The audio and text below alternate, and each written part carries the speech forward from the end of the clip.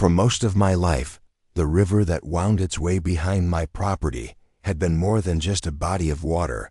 It was a living, breathing piece of my history, a silent companion that had been with me through seasons of triumph and hardship alike.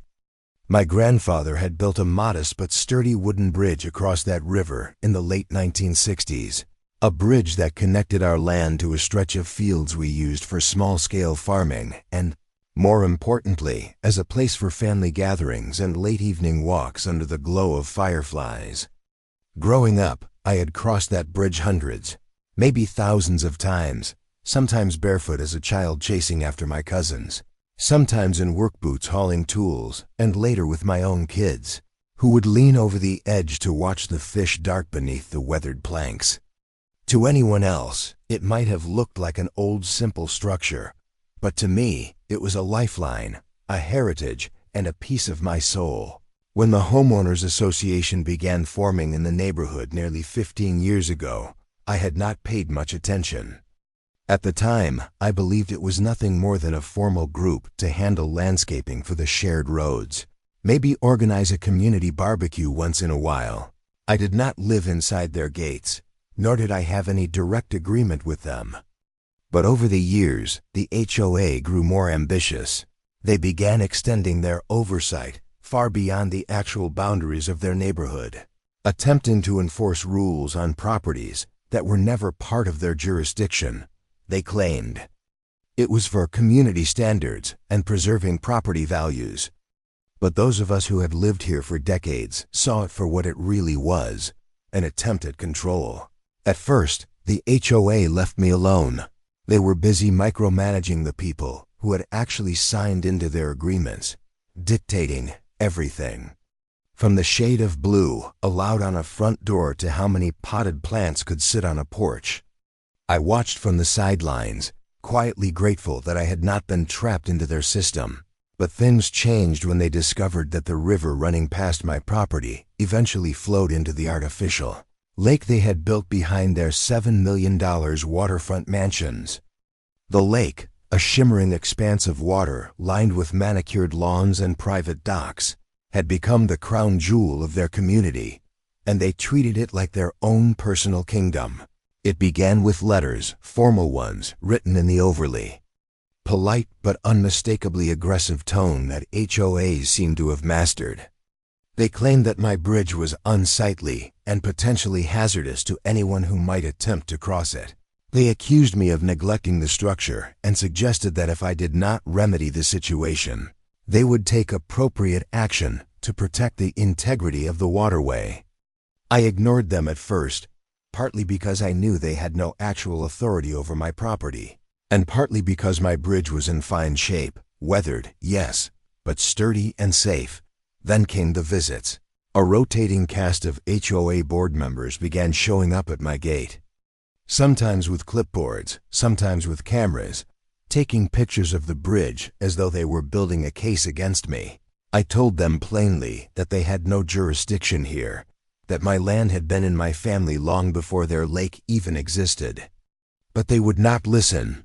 They claimed the bridge was impacting the aesthetics of the community and posing environmental concerns. Though they could never explain exactly what those concerns were, the breaking point came one autumn morning. The leaves had turned brilliant shades of gold and crimson, and a thin mist hung over the water. I was inside the house, sipping my coffee, when I heard the low rumble of machinery. At first I thought it might be county workers tending to the road. But when I stepped outside, my blood ran cold. There, standing at the edge of my property, was a crew of men wearing bright safety vests, operating a small excavator, and in the water, the first boards of my bridge were already being torn away. I ran down to the riverbank, shouting for them to stop. The crew leader, a stocky man with a hard hat, waved a piece of paper at me, claiming they had authorization from the HOA to remove a dangerous structure. I told them they were trespassing, that they had no legal right to touch my property, but they ignored me. The sound of cracking wood and splashing water filled the air as decades of history were ripped apart plank by plank. By the time the sun was fully up, the bridge was gone.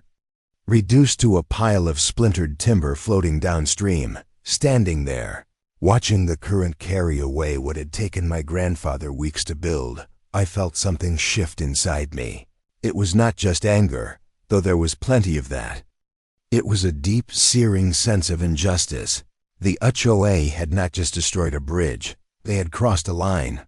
They had stomped on my family's history, my rights as a property owner, and my dignity. That night, I sat at my kitchen table long after midnight. Staring at a blank notebook, my mind replayed the events of the day over and over. The arrogance in their letters, the smug certainty of their board members, the casual cruelty of sending a demolition crew without even a court order. I knew I could sue. And maybe I would win, but lawsuits take time. And I wanted something that would make them understand, something that would hit them where it hurt the most. And then it struck me, like a lightning bolt, splitting the darkness. The HOS lake, their precious $7 million waterfront paradise, existed only because of a dam upriver. A dam that, as it happened, was on land owned by an aging farmer who had been trying to sell the property for years. I knew him. We had shared beers at the local bar more than once, and I knew he was tired of dealing with maintenance costs. I also knew that the HOA desperately needed that dam to keep their mansion's waterfronts from turning into muddy backyards. In that moment, a plan began to take shape. It was not impulsive vengeance. It was calculated justice. I would buy that dam, and I would have the legal right to control the flow of the water. And if the HOA thought destroying my bridge was acceptable, then they were about to learn what it felt like to lose something they valued even more. As the night wore on, I outlined every step of the plan. The purchase, the permits, the contingencies. I would do everything above board. No shady dealings, no illegal maneuvers. Because when the day came, I wanted to stand on that riverbank, look them in the eye, and tell them with absolute certainty, this was the consequence of their own arrogance. I did not know it then, but the path I was about to walk would test my patience, my resolve, and my understanding of justice in ways I had never experienced before. But one thing was certain, the HOA had made a mistake in thinking they could push me around, and I was going to make sure they never forgot it. The morning after the bridge was destroyed, I woke with the same heaviness in my chest that had settled there the night before, but now it was sharpened into a clear purpose. I brewed my coffee slowly, letting the rich aroma fill the kitchen, while my eyes lingered on the empty stretch of riverbank where the bridge had once stood. It was almost surreal, like a tooth missing from an otherwise perfect smile, an absence that drew the eye and refused to be ignored. As the steam curled upward from my mug, I reminded myself that this was no longer about mourning. It was about action. I began with a phone call to Ray Bennett, the farmer who owned the property where the dam stood. Ray was in his late 60s. Weary from years of working the land and known for his no-nonsense approach to business. He picked up after the second ring, his voice gruff but familiar. I asked him if he had a few minutes to talk about the dam. There was a pause, then a dry chuckle. What about it? He asked. You finally tired of looking at it? I told him I was not just tired of looking at it. I was thinking about owning it. That caught his attention. I could hear the shift in his tone.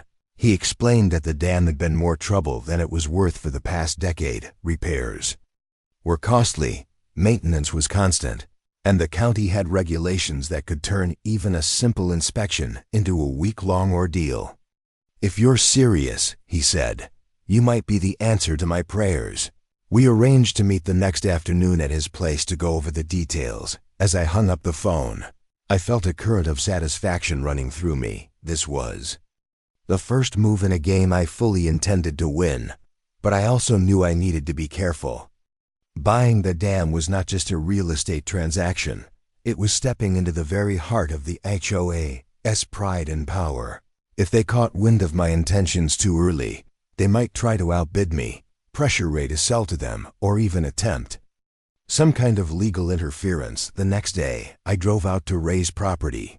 The road was lined with tall, swaying pines that whispered in the breeze.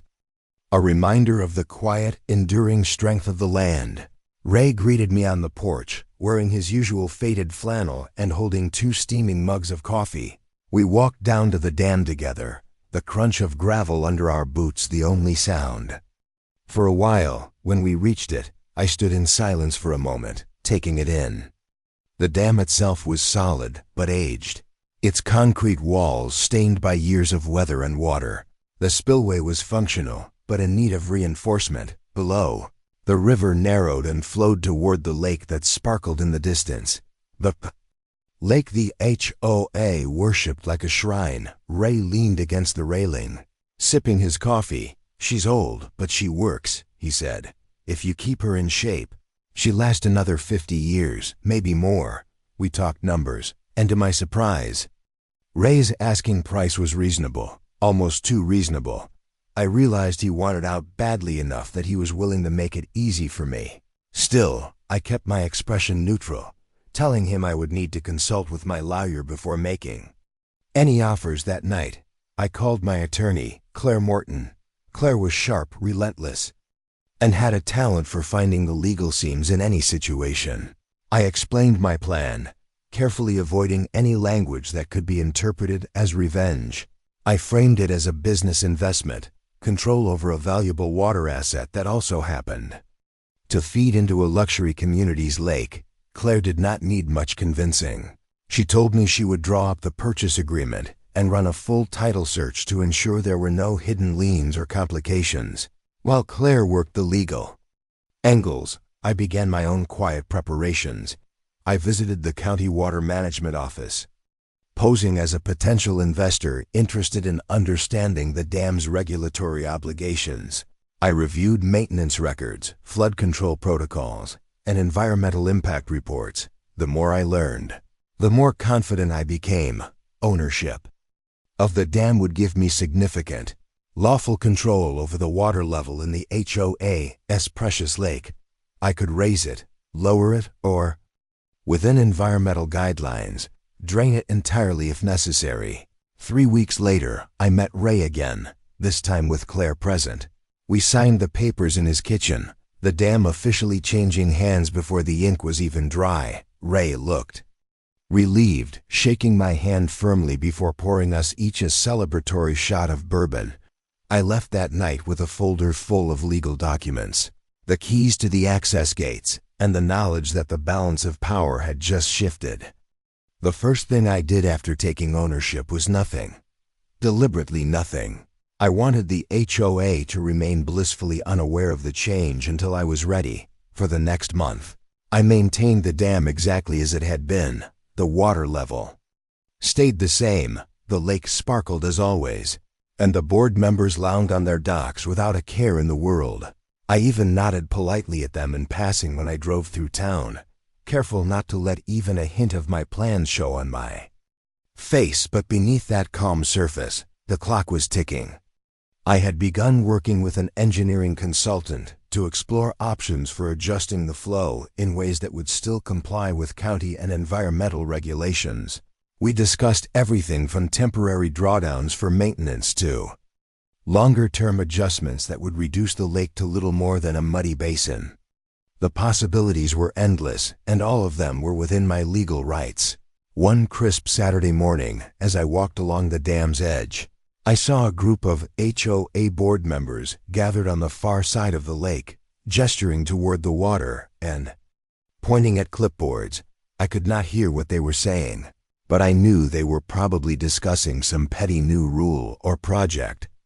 I allowed myself a small smile, knowing that in a matter of months, their world would look very different. For now, I was content to let them enjoy their illusion of control. The next phase of my plan required patience, precision, and the perfect moment to strike. And when that moment came, the satisfaction would be worth every single day I had waited. 2 months after I signed the papers and took legal ownership of the dam, the first signs of change began to ripple quietly through the HOA's perfect little world.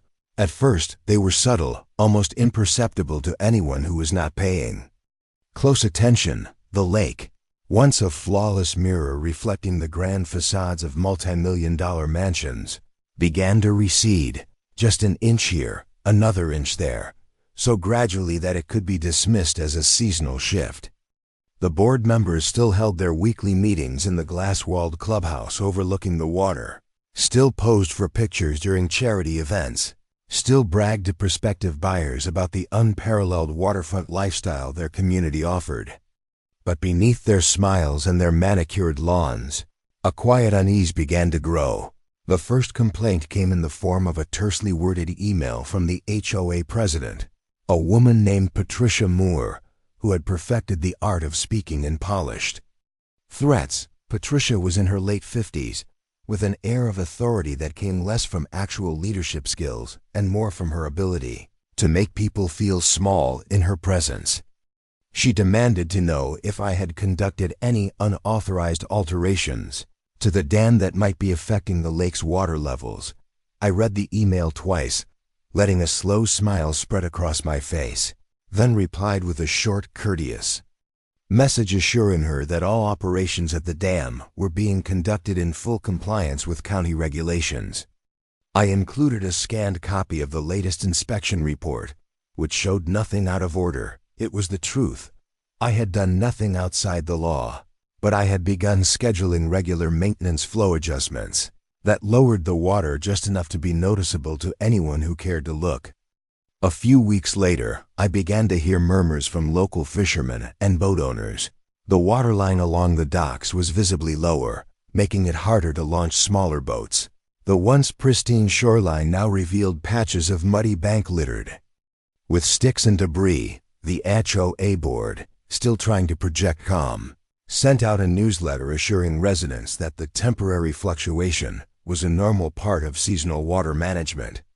But those who had lived there long enough knew better. The lake had never dropped like this before, not in the height of summer, not even during dry spells. By the third month, the drop was impossible to ignore, several waterfront homeowners found their boats resting awkwardly on the exposed mud instead of floating gracefully at their docks. The shimmering blue expanse that had once been the neighborhood's pride now had a jagged brown border that crept further inward each week. The HOA's carefully curated image of perfection was cracking, and I knew exactly how to widen those cracks. I began using the dam's maintenance schedule as a shield, filing official notices with the county that I would be conducting structural evaluations requiring controlled drawdowns of the water. These notices were public record, perfectly legitimate, and gave me the legal right to lower the lake for extended periods without having to justify it to anyone but the regulatory agencies. As far as the county was concerned, I was a responsible dam owner ensuring the long-term safety of the structure. As far as the HOA was concerned, I was dismantling the very heart of their community. 1 gallon at a time, Patricia began calling me directly, her voice clipped and icy, demanding a timeline for restoration and hinting that the HOA might pursue legal action. I reminded her, as politely as I could, that the dam was private property under my sole control, and that every adjustment I made was logged and approved by the county. I could almost hear her grinding her teeth on the other end of the line.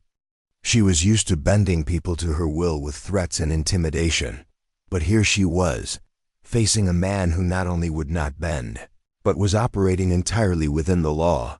Meanwhile, I kept my interactions with other residents warm and friendly.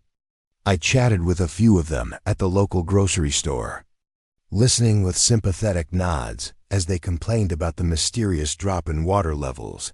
I never admitted to anything, never hinted at my ownership of the dam unless directly asked, and even then, I simply shrugged and said I was looking into it.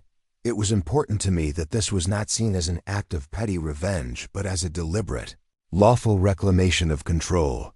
The shift in the community's mood was almost palpable by the 4th month. Realtors trying to sell lakefront properties were forced to crop their listing photos carefully to hide the growing bands of exposed shoreline. Residents who had once thrown lavish summer parties on their docks now avoided the water altogether. Embarrassed by the ugly mudflats that had replaced their picture-perfect views, the HOA's monthly meetings grew longer and more tense, with residents demanding answers that Patricia and her board could not provide. Behind the scenes, I continued to document every action I took at the dam, every inspection, every flow adjustment, every conversation with the county. I knew the HOA would eventually try to challenge me legally, and when that day came, I wanted an ironclad record, proving that I had acted within my rights at every step. And then, one brisk winter morning, the opportunity I had been waiting for presented itself. The county issued a notice requiring an extended drawdown of the lake to inspect a section of the spillway, an inspection that could take up to 6 weeks. This meant lowering the water to levels that would leave most docks completely dry, and many of the grand waterfront mansions sitting awkwardly above a barren stretch of mud. It was the perfect storm, and it was entirely out of the HOA's control. As I stood on the dam that morning, watching the slow but steady outflow of water, I felt no guilt, no hesitation. This was not destruction for the sake of destruction. It was a lesson, a reminder that arrogance and overreach have consequences. They had taken something from me that could never be replaced, but they had underestimated the resolve of a man who had nothing left to lose and everything to gain by standing his ground. The county's inspection order was the kind of bureaucratic gift you could not plan for, but could certainly take full advantage of when it arrived. It was framed as a standard safety measure. The spillway needed a thorough assessment to ensure structural integrity, and the only way to conduct it properly was to drop the lake level by several feet for a sustained period. The notice was clear, and most importantly, it was public record. This meant that even if the HOA screamed, threatened, or attempted some desperate legal maneuver, my hands were tied in the best way possible. I was simply following a mandatory government directive. When I read the email from the county, I sat back in my chair, the satisfaction settling over me like a warm coat on a cold day. This was the moment I had been preparing for. The drawdown began slowly, the water slipping away almost imperceptibly at first. I visited the dam daily, turning the massive control wheels with the deliberate precision of someone who knew that power lay not in haste, but in patience. Each day the river below roared a little louder, carrying with it the lifeblood of the HOA shimmering jewel. Within a week, the change was undeniable. Docks that had once floated gracefully on crystal water now hung awkwardly above cracked mud, their pilings exposed like the rotting teeth of some ancient beast. Boats lay tilted in their cradles, their hulls streaked with grime that had been hidden below the surface for years. The reaction from the HOA was everything I had imagined and more. Patricia called me within days of the waterline's retreat becoming obvious. Her voice, usually icy and controlled, now carried the thin edge of panic. She demanded to know why the lake was being drained to death. I explained, with as much calm professionalism as I could muster, that the county had ordered the inspection, that I was legally obligated to comply, and that the process would take as long as the engineers deemed necessary. I even offered to forward her the official documents, which I knew she had already seen but would never admit to. By the second week, the outrage spread like wildfire among the residents. Their once idyllic backyards now ended in steep drops to smelly mudflats where algae clung to rocks and long-buried trash emerged in the sun. The air that had once carried the gentle lapping of water now stank faintly of decay. Every sunset, instead of glistening on a tranquil lake, painted the ugly truth in shades of red and gold over barren, cracked earth. The HOA board scrambled to issue updates, promising that the situation was temporary and fully under control. But their own residents began to question their competence. Realtors who had been in the middle of closing deals on waterfront properties were forced to cancel showings. Buyers walked away in disgust when they saw the state of the shoreline. The market value of those multi-million-dollar mansions began to dip, subtly at first, then more sharply as word spread. I overheard a conversation at the local diner between two residents, one lamenting that they had paid for lakefront luxury only to get a view of a swamp. The other muttered something about the guy who owns the dam being the one to blame. I smiled into my coffee and kept reading my newspaper. Meanwhile, I made sure the county inspectors had everything they needed. I was at the dam for every scheduled visit, walking the engineers through the structure, answering their questions, and ensuring every box was ticked. I wanted no delays, no excuses for the HOA to claim I was dragging my feet. The inspection was thorough. They measured, photographed, and assessed every inch of the concrete. Even they admitted it was in better condition than they had expected. But regulations were regulations, and the process could not be rushed. As the weeks wore on, the HOA's desperation became almost theatrical. They held emergency meetings, invited environmental consultants to assess the impact of the lowered water level, and even sent a formal letter to the county requesting that the inspection be expedited. The county responded with polite indifference, reminding them that safety protocols could not be compromised. Patricia's emails to me grew more frantic, laced with veiled threats about the community taking collective action. I responded to each one with the same measured courtesy, never rising to her bait, always pointing back to the county's mandate. By the fourth week, the lake was at its lowest point in decades. The grand, glass-fronted homes that had been designed to dazzle with waterfront views now looked strangely exposed and awkward, as if they had been built too far from where the water should have been. Landscaping crews worked overtime trying to hide the mud with decorative rock borders and hastily planted shrubs, but nothing could disguise the truth. This was no longer the paradise they had sold to their buyers. It was a wounded vanity project, laid bare for everyone to see. I took long walks along the perimeter of the lake during those weeks, not out of spite, but out of a quiet sense of closure.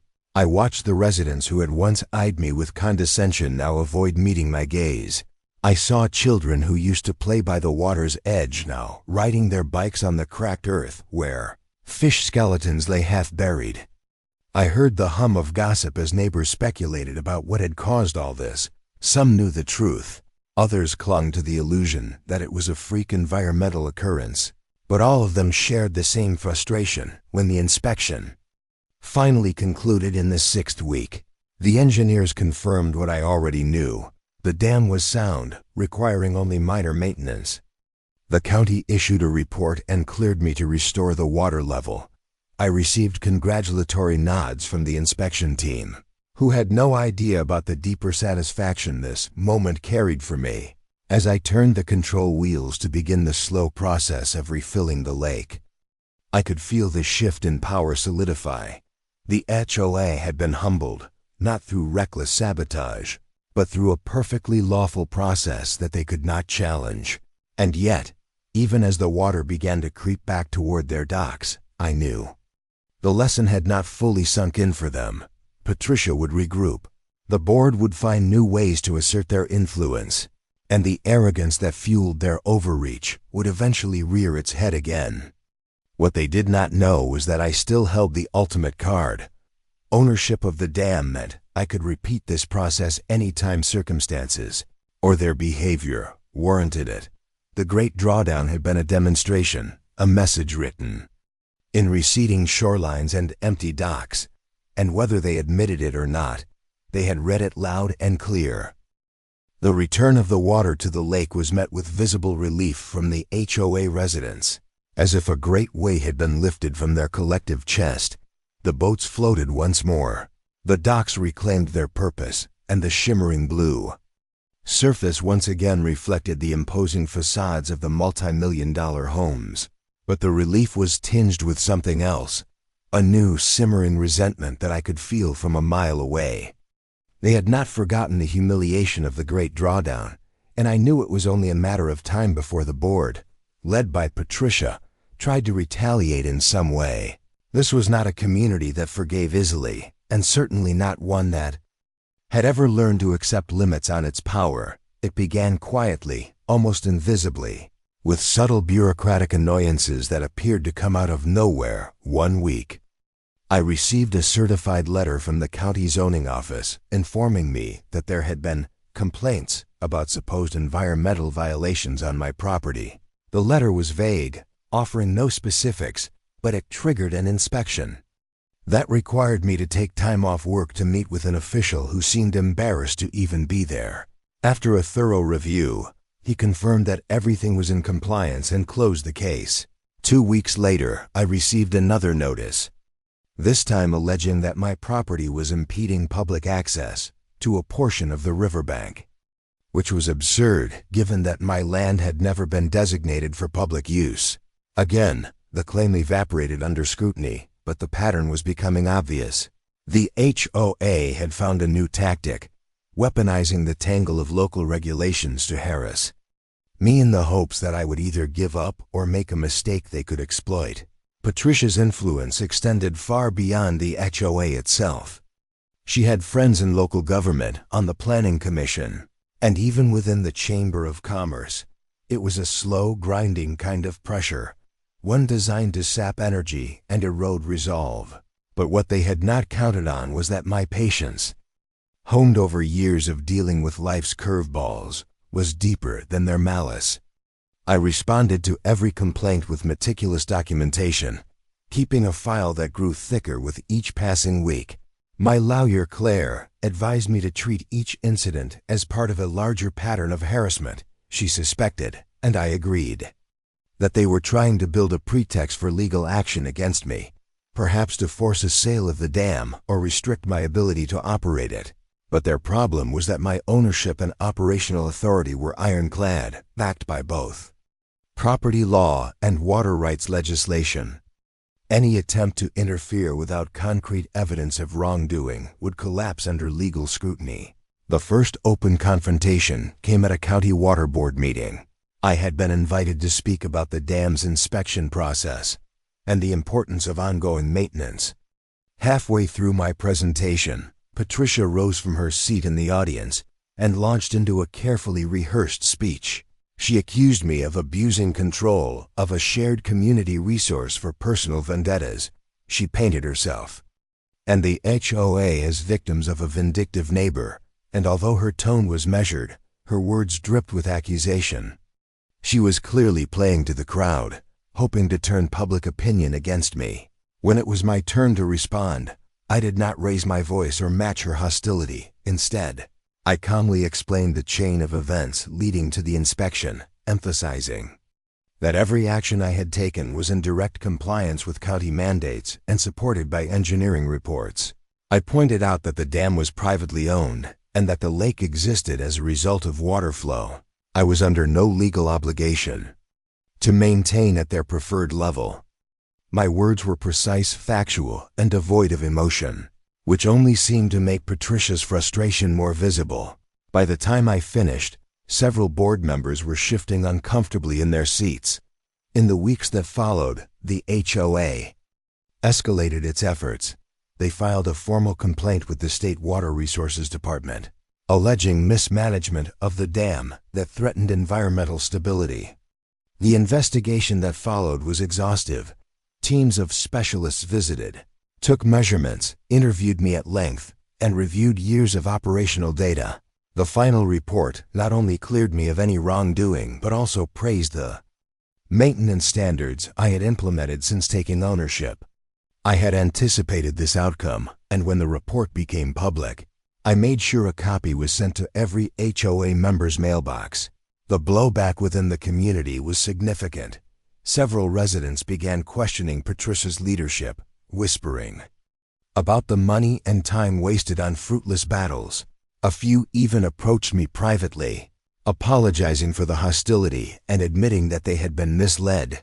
I accepted their words graciously, but I did not let my guard down. I knew Patricia well enough to understand that public embarrassment would only harden her resolve. Sure enough, she pivoted to a new approach, proposing that the HOA raise funds to purchase the dam outright. It was a bold move, one she clearly thought would put an end to my control once and for all. At the next board meeting, she unveiled a proposal, for a special assessment on all residents, amounting to thousands of dollars each. The plan was met with mixed reactions. Some residents were willing to pay to protect their investment, while others balked at the cost. Given the recent decline in property values during the Great Drawdown, convincing a majority to pay more out of pocket was going to be an uphill battle. I knew this was my moment to dismantle her plan before it gained traction. I quietly reached out to several influential homeowners, sharing with them the operational costs of the dam and the legal liabilities it carried. I explained that owning it meant assuming responsibility for inspections, repairs, and any downstream flooding issues, costs that could skyrocket in the event of an accident. By the time the next vote came around, the proposal failed by a wide margin. Patricia's expression as the results were read was a study in barely contained fury. Her defeat in that vote marked a turning point. The board meetings grew quieter, the letters slowed, and while I knew the animosity still burned beneath the surface, the HOA's appetite for direct confrontation had waned. They had learned, perhaps grudgingly, that I was not a man who could be bullied into submission. Every attempt they had made to undermine me had not only failed, but had backfired, strengthening my position and credibility in the eyes of both the county and, to some degree, the residents themselves. Still, I could feel that we were only in a lull. The nature of people like Patricia is to bide their time, waiting for the moment they believe their opponent has grown complacent. But I was not about to give her that opening. The dam was more than just a structure now. It was the line in the sand, the boundary I would defend with every legal, strategic, and moral tool at my disposal. And I knew that when the next challenge came, I would be ready. Months passed after Patricia's failed attempt to buy the dam, and although the outward conflict had cooled, I never allowed myself to believe that the war was truly over. The HOA meetings carried on, their newsletters continued to circulate, and their rules, often ridiculous, sometimes invasive, still governed the lives of their residents. I kept my distance, focusing on maintaining the dam, keeping the county satisfied, and ensuring every operational log was updated with meticulous accuracy. On the surface, life seemed to settle into a steady rhythm, but beneath that calm veneer, I could feel the tension humming like a taut wire, waiting for the right note to make it vibrate again. That note came in the form of a brazen letter from the HOA, delivered by certified mail on a windy spring afternoon. It was a formal notification that the board had voted to pursue civil remedies against me for consistent and deliberate disruption of the community's peaceful enjoyment of the lake. The letter was dripping with self-righteous language, citing expert opinions, likely their own hired consultants, that lowering the water level had caused significant economic damage to the neighborhood. They demanded I sign an operational agreement committing to keep the lake at a fixed depth year-round. Failure to comply, they warned, would result in immediate legal action. I read it once, twice, and then a third time, not out of confusion, but to let the audacity of their demands sink in. They were still trying to assert control over something they had no legal authority to touch. They had learned nothing from the Great Drawdown, from their failed complaints, or from the county's repeated validation of my ownership rights. It was not just arrogance now, it was delusion. I called Claire, my lawyer, and forwarded her the letter. She laughed when she read it, then spent the next half hour outlining the ways it was not only unenforceable, but also potentially actionable as harassment. We agreed on a course of action that would both shut down their legal threats and remind them, without a shred of doubt, exactly who held the cards. The plan was simple, lawful, and devastatingly effective. The next week, I filed my own notice with the county, requesting a temporary but significant drawdown for scheduled dam maintenance and shoreline reinforcement. This was a legitimate procedure, one that any responsible dam owner would conduct periodically, and it was fully approved by the County Water Management Department. I scheduled the work for midsummer, when the HOA would be hosting its largest annual event, a lavish lakeside fundraiser attended by local officials, realtors, and potential buyers. It was a cruel alignment of timing. But it was also entirely coincidental, at least on paper. 2 weeks before the event, I began the drawdown. The water receded in slow, measured increments, each day pulling further away from the docks and leaving the boats to rest crookedly on drying mud.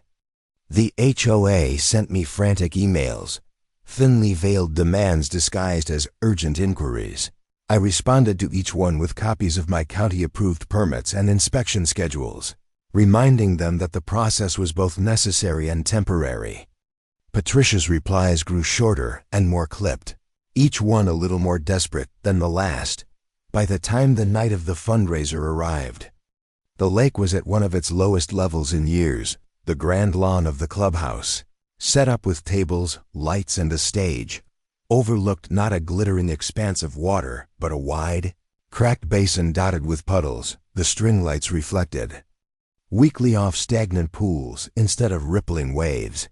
The smell of damp mud drifted through the air, undercutting the scent of expensive catering. Guests tried to mask their surprise, but the forced smiles and sidelong glances told the real story. I did not attend, of course, but I heard about it the next morning from 3 different people: a local shop owner who had been catering desserts, a county inspector who had been invited as a guest, and amusingly, one of the HOA's own residents who called me to thank me for taking them down a peg. They told me the speeches had been strained, the mood awkward, and the silent blame palpable. Patricia had tried to spin it as routine maintenance, but everyone there knew better. When the water returned to its full level weeks later, I sent a final letter to the HOA board. It was professional, concise, and entirely free of emotion. I reminded them that the dam was privately owned, that all operational decisions were made in accordance with county and state regulations, and that any further attempts to interfere with its management would be met with the full force of legal action. I included copies of every county permit and inspection report from the past 2 years, each one stamped and signed, leaving no room for argument. After that, the letters stopped, the calls stopped. The petty complaints and county anonymous tips evaporated. Patricia remained president of the HOA, but I noticed she stopped looking me in the eye when we crossed paths in town. The residents, for their part, seemed to have settled into a grudging acceptance, perhaps even a respect, for the man who controlled the lifeblood of their lake. They had learned the hard way that the water they so proudly claimed as part of their identity flowed only because I allowed it to. And so life returned to its quiet rhythm. The river flowed, the dam stood strong, and the lake shimmered once more. But in the back of my mind, I knew the truth, that the balance of power here was as fragile as the still surface of that water.